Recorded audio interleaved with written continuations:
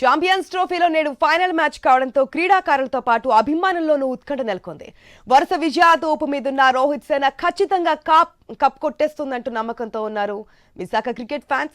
ఇక కివీస్ ను ఏదైతే చిత్తుగా భారత్ కప్ ఒడిసిపడుతుందంటున్న విశాఖ క్రికెట్ అభిమానులతో మరిన్ని వివరాలను విశాఖ ఐ న్యూస్ ప్రతినిధి రాజు అందిస్తారు. ఛాంపియన్స్ ట్రోఫీకి కొన్ని అడుగుల దూరంలో భారత్ అయితే ముందుంది. గత 12 ఏళ్లుగా కూడా విజయం కోసం ఎదురు చూస్తున్నటువంటి భారత్ ఈరోజు ఫైనల్లో న్యూజిలాండ్తో తలపడబోతుంది. మధ్యాహ్నం జరిగినటువంటి మ్యాచ్కి సంబంధించి కూడా భారతీయ క్రీడాకారుల్లో కూడా చాలా ఆసక్తి నెలకొని ఉంది. ఈసారైనా ట్రోఫీని సాధిస్తారా లేదా అనేది అయితే అనుమానాలు వ్యక్తం చేస్తూ కూడా అభిమానులు ట్రోఫీ సాధించాలని కూడా కాంక్షిస్తున్న పరిస్థితి కనిపిస్తుంది. విశాఖపట్నంలోని మనతో పాటు చాలా మంది క్రీడాకారులు ఉన్నారు, క్రీడా అభిమానులు ఉన్నారు. మరి వాళ్ళు ఏం కోరుకుంటున్నారు, ఈరోజు భారత్ ఎలాంటి ప్రదర్శించాలని చెప్పి కోరుకుంటున్నారో, న్యూజిలాండ్ మీద ఎలాంటి విజయాన్ని సాధించాలని కోరుకుంటారో తెలుసుకునే ప్రయత్నం చేద్దాం. చెప్పండి బ్రదర్, ఈరోజు జరగబోతున్నటువంటి ఐసీసీ ఫైనల్ మ్యాచ్ మీ ఎక్స్పెక్టేషన్స్ ఏ విధంగా ఉండబోతుంది? ఎక్స్పెక్టేషన్ అంటే యాజ్ ఏ ఇండియన్ నేను ఖచ్చితంగా ఇండియాకి వెళ్ళాలని అనుకుంటాం. కానీ బై రియాలిటీ ఏంటంటే రెండు టీమ్స్ కూడా చాలా స్ట్రాంగ్గా ఉన్నాయి. ఇది ఫైనల్ కాబట్టి రెండు టీమ్స్ వాళ్ళ కంప్లీట్ ఎఫర్ట్స్ పెట్టి ప్లే చేస్తారు. మనం ఎవరిని కూడా ఇప్పుడే వన్ సైడ్ అనుకొని మ్యాచ్ స్టార్ట్ అవ్వకముందు మనం చెప్పలేము. టాస్ కూడా డిసైడ్ చేస్తుంది. అండ్ మన ఇండియా బౌలింగ్ లైనప్ కూడా కొంచెం బాగుంది. మన మెయిన్గా వచ్చి మనకి ఈ సిరీస్లో మనం Rohit Sharma complete style of hitting మనం మిస్ అయ్యాం. సో ఆ రోహిత్ శర్మ కానీ ఈరోజు కొంచెం హిట్ అయ్యి స్టాండర్డ్ అయ్యి మనం టీం అంతా కూడా కొంచెం స్ట్రాంగ్గా ఎఫర్ట్ పెట్టి ఫీల్డింగ్ వైజ్ కొంచెం మనం బెటర్గా ఉంటే మాత్రం వాళ్ళకి టైట్ మనం అపోజిషన్గా ఉండి కొంచెం కంప్లీట్గా మ్యాచ్ వన్ సైడ్ చేసుకోవచ్చు. ఇకపోతే మెయిన్గా ఈ సిరీస్ నుంచి మనం ఎక్స్పెక్ట్ చేసేది ఏంటంటే ఛాంపియన్స్ ట్రోఫీ ఇండియాకి వస్తే we are all happy as a cricket fans, hope for the best. అంటే న్యూజిలాండ్ కూడా గత 25 సంవత్సరాలుగా కూడా ఫైనల్స్ రావడం, ఓడిపోవడం జరుగుతుంది. మరి 2000 తర్వాత ఈరోజు 2025లో మళ్ళీ ఫైనల్కి వచ్చింది పరిస్థితి. వాళ్ళు కూడా చాలా బలంగా గెలవాలనే కోరుకుంటారు. అంటే బలాబలాలు చూసుకుంటే మన టీమిండియాకి న్యూజిలాండ్కి ఉన్న డిఫరెన్స్ ఏంటి? మనకి స్పిన్ త్రయం మంచి వరుణ్ చక్రవర్తి ఉన్నాడు, స్పిన్ అలా అక్షర్ పటేల్ ఉన్నారు, ప్లస్ కుల్దీప్ ఉన్నాడు. అందువల్ల మనకి స్పిన్ త్రయం వల్ల మనకు స్పిన్ బాగా అడ్వాంటేజ్ వస్తుంది.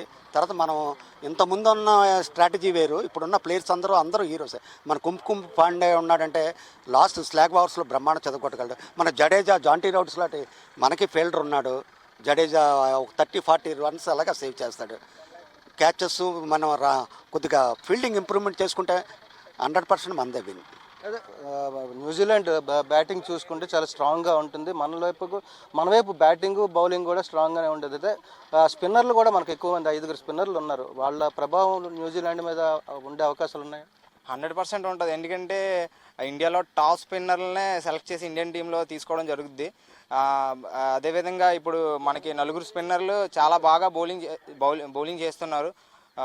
అందుకే ఈ స్పిన్ వికెట్ కాబట్టి 4 స్పిన్నర్లతో వీళ్ళు మ్యాచ్లోకి అయితే రావడం జరిగింది. ఈ గత 2-3 మ్యాచ్లు కూడా స్పిన్కి అనుకూలంగా వికెట్ ఉంది. తర్వాత చాలా మ్యాచ్లు అక్కడ ఆడే అలవాటు ఉంది కాబట్టి దానివల్ల వాళ్ళు మన ఇండియన్ టీము స్పిన్ ఎంచుకున్నారు. ఫాస్ట్ చెప్పా ఎలా ఉండబోతుంది ఈరోజు మ్యాచ్ అయితే చాలా బాగా ఉండబోతుంది.